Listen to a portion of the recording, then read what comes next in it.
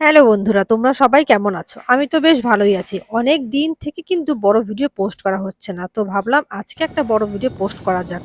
অনেক দিন থেকে কিন্তু দিদি তো বাইরে একদমই বের হয় না। তার কারণ জানো তোমরা সবাই মোটামুটি আমার দিদির একটা ছোট্ট পুচকি হয়েছে। আমার তো মোটামুটি বাইরে যাওয়া হয়।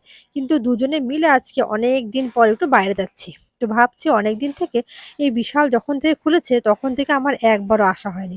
অনেক দিনের ইচ্ছে ছিল আসবো এখানে। তো দেখো দুজনে মিলে চলে এসেছি। আর বুঝতেই পারছো মেয়েদের তো জামাকাপড় মানে দেখলেই কেনাকাটা করতে ইচ্ছা হয়। ঠিক সেম একই আমার অবস্থা। যা দেখি শুধু মনে হয় সবকিছু নিয়ে নিই। তো অনেক কিছু এখানে ট্রায়াল দিয়ে যেটা পছন্দ হয়েছে সেটা মোটামুটি নিয়েছি। এখন দেখো ওপরে এসেছি বাচ্চাদের জামাকাপড় যেখানে রয়েছে সেখানে। তার কারণ পাশে একটা ভাইয়ের বার্থডে ছিল সেই বার্থডেতে যাবো সেই কারণে।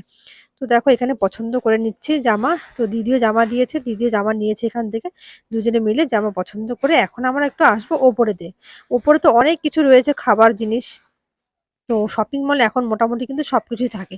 তো এখানেও আমি আসিনি। এখন ওপরে সবকিছু দেখছি। এখানে অনেক কিছু পছন্দ হয়েছে। তো অনেক কিছুই জিনিস নেওয়া হয়েছে এখান থেকে। এখন সবকিছু নিয়ে এখন চলে এসেছি আমি যে ড্রেসগুলো পছন্দ করেছি সেগুলো ট্রায়াল দেওয়ার জন্য। এখানে অনেক কয়েকটাই নিয়ে এসেছিলাম। কিন্তু দুঃখজনক ব্যাপার একটা কুর্তি নিয়ে এসেছিলাম খুব পছন্দ হয়েছিল আমার। কিন্তু এটা আমার হয়নি। সাইজে ছোট হয়েছে। আর যে সাইজ আমার দরকার সেই সাইজটা এখানে ছিল না। তো যাই হোক দেখো এটা আমার পছন্দ হয়েছে তো সেই জামাটা আমি নিয়ে নিলাম এটা। এখন সব কেনাকাটা হয়ে গেছে। এখন বিল করার জন্য চলে এসেছি। লাইন খুব একটা ছিল না। তো মোটামুটি লাইন ছিল এখানে। তো বিল করতে বেশি টাইম লাগেনি। এখন বিল হয়ে গেছে এখানে। ব্যাগ তো বাড়ি থেকে নিয়ে আসিনি। তো এখান থেকে একটা ব্যাগ কেনা হলো। আর ব্যাগের যে দামগুলো নেয় কি বলবো আর এই ব্যাগটা ১২ টাকা মনে হয় নিয়েছে। তো যাই হোক অনেক কিছু নিয়েছিলাম সেই কারণে বড় একটা ব্যাগ নিতেই হয়েছে। এতগুলো জিনিস হাতে নেওয়া যেত না।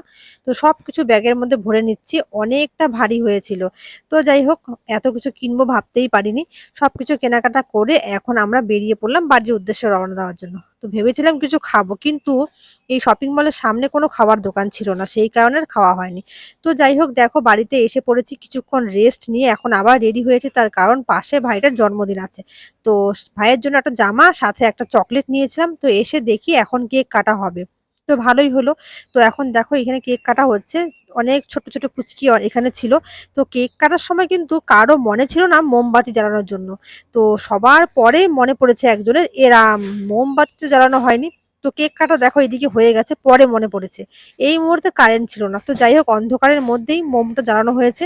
এখানে আবার কেকটা কাটা হয়েছে। যাই হোক বাচ্চা মানুষ বুঝতেই পারছো তা না হলে কিন্তু মন খারাপ হয়ে যাবে। বার্থডে মানেই তো কেক আর হচ্ছে মোমবাতি। তো দেখো ওইদিকে সবকিছু হয়ে গেছে। এখন কিন্তু খাবার পালা। এখানে খেতে বসেছি। কি, কি রান্না হয়েছিল সেটা তোমাদের একটু বলছি। ফ্রাইড রাইস ছিল, মাংস ছিল, পনিরের তরকারি ছিল, চাটনি ছিল, মিষ্টি ছিল। সবকিছু খুব ভালো রান্না হয়েছে। তো যাই হোক আজকের ব্লগটা এখানেই শেষ করছি। এই দেখো আমার ছোট্ট সেই ভাইটি।